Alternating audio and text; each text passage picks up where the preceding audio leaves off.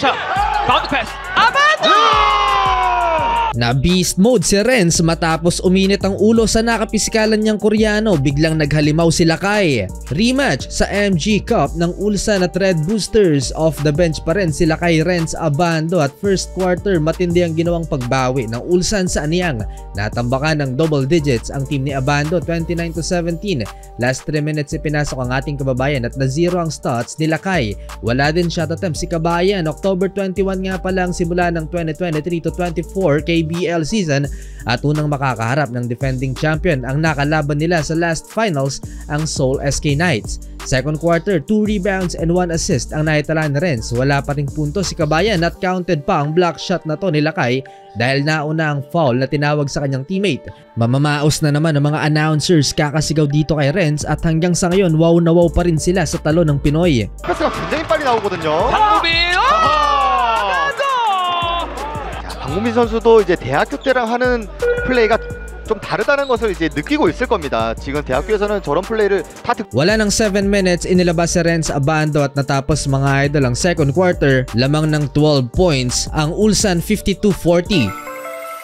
Third quarter, starting 5 na si Renz Abando, nang gigil sa kalaban ng ating pambato. Uminit ang ulo mga idol at tinake down ng Koreano. Ayaw din kasing tigilan sa pamimisikal si Renz kaya ayon ang nangyari at nabalibag siya ng Pinoy. Agad pinakalma ng kanyang teammate si Renz. 최성원 상대 날려놓고 석점 시도 인앤아웃 리바운드 아반도 다시 시도합니다. 최성원 이번에 성공!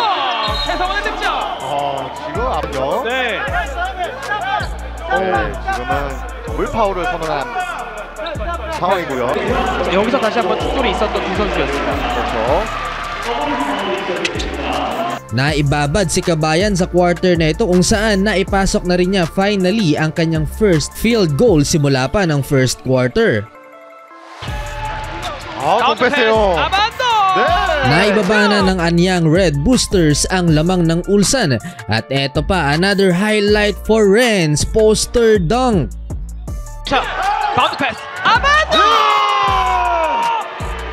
In your face!